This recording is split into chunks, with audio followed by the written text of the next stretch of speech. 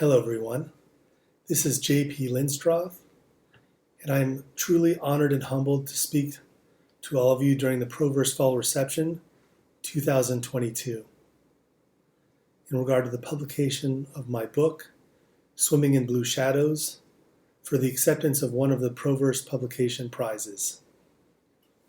First and foremost, I would like to thank Dr. Werner Bickley and Dr. Gillian Bickley and the entire Proverse editorial team for preparing my book, Swimming in Blue Shadows, for publication. In planning this volume of short stories and poetry, I had in mind something along the lines of a volume written by Ernest Hemingway, 3 stories and 10 poems, in 1923. Something readable, something manageable, and of varied interest without overwhelming the reader with a weighty tome of short stories and poems. I liked the idea of a mixed genre, and I wanted to exhibit my range as a writer, to demonstrate my experimentation with short story and poetic forms, and to include some of the themes which interest me. Swimming in Blue Shadows contains 5 short stories and 10 poems. Each story grew out of one of my own personal experiences. Each of the stories, in many regards, represents a different phase of my life. Even so, I wanted the reader in each story to have the feeling of being there, to identify with what is happening, to be there in the present of the story. The poems also grew from personal experiences or center on themes of particular interest to me. AI, artificial intelligence, Afghanistan, COVID-19, coronavirus, Native Americans, love, depression, death, loss, and youthful exuberance. I chose as the title of the collection a phrase from the first short story in it to suggest the nearness of death in its innumerable and nebulous guises, to pinpoint especially how the various protagonists face death as if swimming in death's blue shadows, hidden yet there. The stories are eclectic and varied. Hog Ties, the first story, discusses hunting from a neophyte's perspective.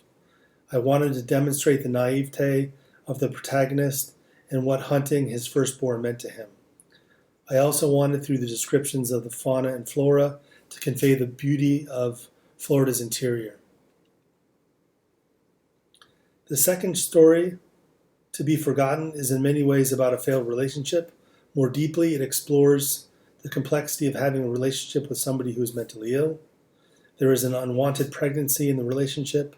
We see different views of the narrator, protagonist, and the woman, and what the couple does.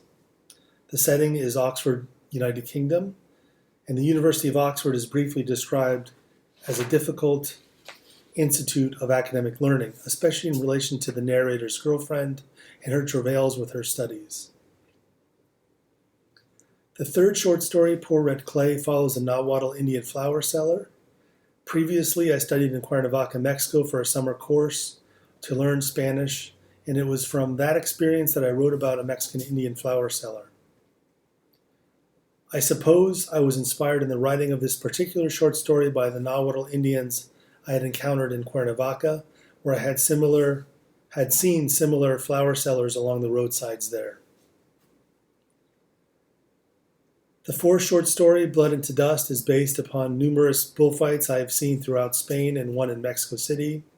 I was inspired in the writing of Hemingway's Death in the Afternoon. However, I wanted to approach the spectacle of the bullfight from several different perspectives. One from the observer, another from the bull, and another from the matador. The last story, Imbul Yutilia, is about an archaeological expedition with a U.S. university in Belize. The title is from Yucatecan Mayan and translates as "my beans and water," meaning one does not have much food and one is desperate. It's intended to be descriptive of the difficulties of participating in an archaeological excavation in the middle of the Belizean jungles. Like the short stories, the poems are also very much tied to my personal experiences with some similarities in theme: youthfulness, existentialism, death, and loss. As you see, there is a great deal of variety here in the subject's poems. I hope your interest has been aroused and that you will get a hold of a copy of the book and read it. Thank you very much.